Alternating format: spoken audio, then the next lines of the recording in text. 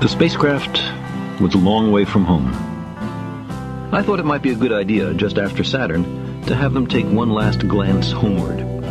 From Saturn, the Earth would appear too small for Voyager to make out any detail. Our planet would be just a point of light, a lonely pixel, hardly distinguishable from the many other points of light Voyager would see, nearby planets, far-off suns. But precisely because of the obscurity of our world thus revealed, such a picture might be worth having. It had been well understood by the scientists and philosophers of classical antiquity that the Earth was a mere point in a vast, encompassing cosmos. But no one had ever seen it as such. Here was our first chance, and perhaps also our last, for decades to come. So, here they are, a mosaic of squares laid down on top of the planets, and a background smattering of more distant stars. Because of the reflection of sunlight off the spacecraft, the Earth seems to be sitting in a beam of light, as if there was some special significance to this small world. But it's just an accident of geometry and optics. There is no sign of humans in this picture. Not our reworking of the Earth's surface, not our machines, not ourselves. From this vantage point, our obsession with nationalism is nowhere in evidence.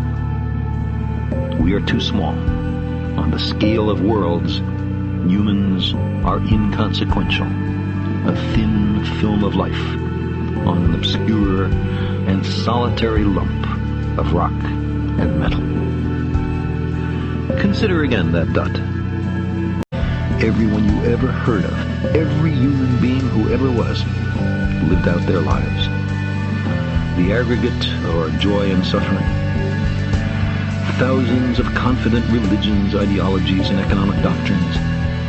Every hunter and forager, every hero and coward, every creator and destroyer of civilization. That's here. That's home. That's us. On it, cruelties visited.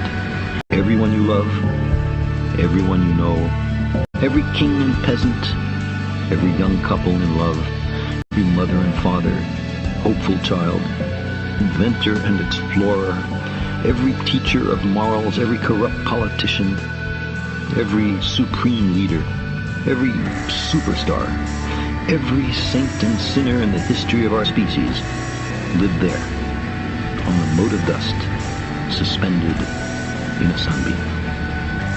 The Earth is a very small stage in a vast cosmic arena. By the inhabitants of one corner of this pixel, on the scarcely distinguishable inhabitants of some other corner. How frequent their misunderstandings, how eager they are to kill one another, how fervent their hatreds.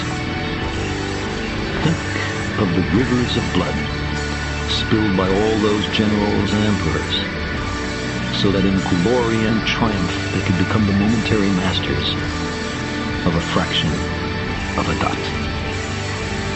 Our posturings, our imagined self-importance, the delusion that we have some privileged position in the universe, are challenged by this point of pale light.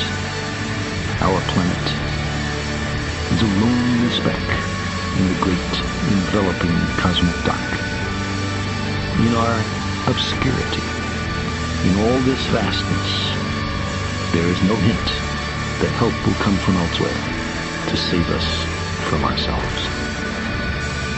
Like it or not, for the moment, the Earth is where we make our stand.